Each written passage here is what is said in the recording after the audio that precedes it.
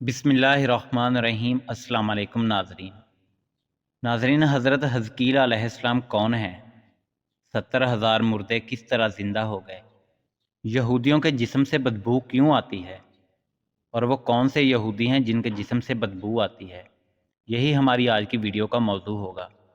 ناظرین، یہ حضرت حزقیل علیہ السلام کی قوم کا ایک بڑا ہی عبرت خیز اور انتہائی نصیحت آمیز واقعہ ہے، جس کو اللہ پاک نے قرآن مجید کی سورہ بقرہ میں بیان فرمایا ہے۔ یہ حضرت موسیٰ علیہ السلام کے تیسرے خلیفہ ہیں جو منصب نبوت پر سرفراز کیے گئے۔ حضرت موسیٰ علیہ السلام کی وفات کے بعد آپ کے خلیفہ اول حضرت یوشع بن نون علیہ السلام ہوئے، جن کو اللہ تعالیٰ نے نبوت عطا فرمائی۔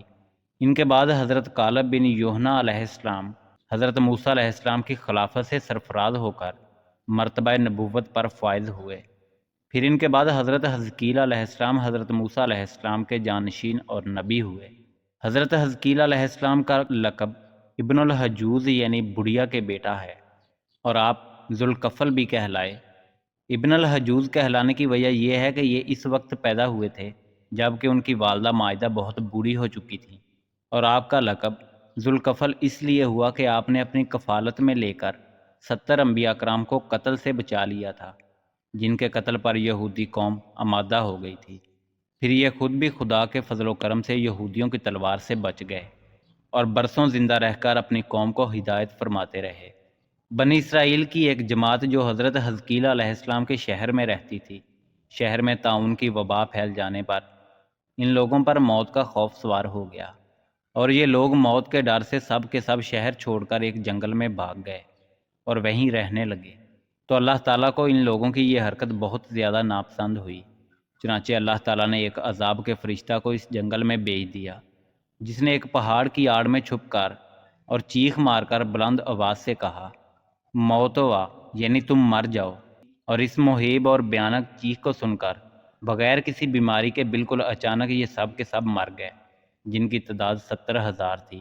ان مردوں کی تعداد اس قدر زیادہ تھی کہ لوگ ان کے کفن و دفن کا کوئی انتظام نہیں کر سکے، اور ان مردوں کی لاشیں کھلے میدان میں بے کفن 8 دن تک پڑی پڑی سڑنے لگیں، اور بے انتہا تعفن اور بدبو سے پورے جنگل بلکہ اس کے اطراف میں بدبو پیدا ہو گئی۔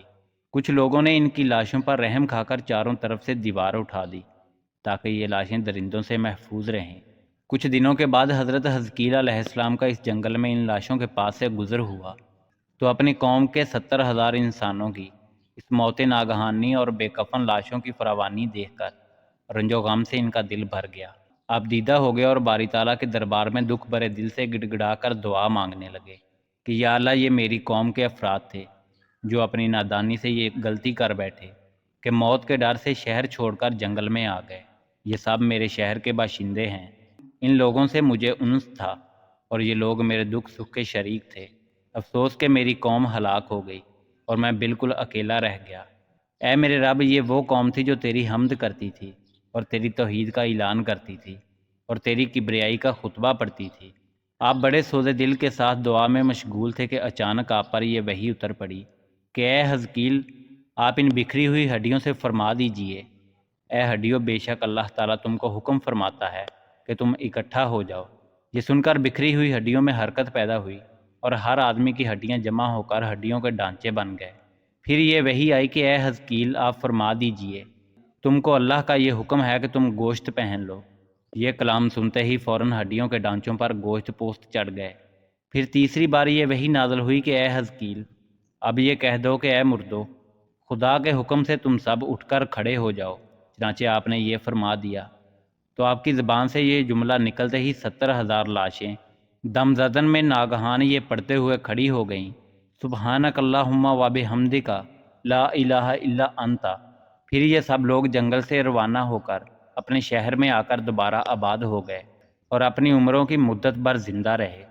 لیکن ان لوگوں پر اس موت کا اتنا نشان باقی رہ گیا کہ ان کی اولاد کے جسموں سے سڑی ہوئی لاش کی بدبو آتی رہی، اور یہ لوگ جو بھی کپڑا پہنتے تھے وہ کفن کی صورت میں ہو جاتا تھا، اور قبر میں جس طرح کفن میلا ہو جاتا ہے ایسا ہی میلا پن ان کے کپڑوں پر نمودار ہو جاتا تھا۔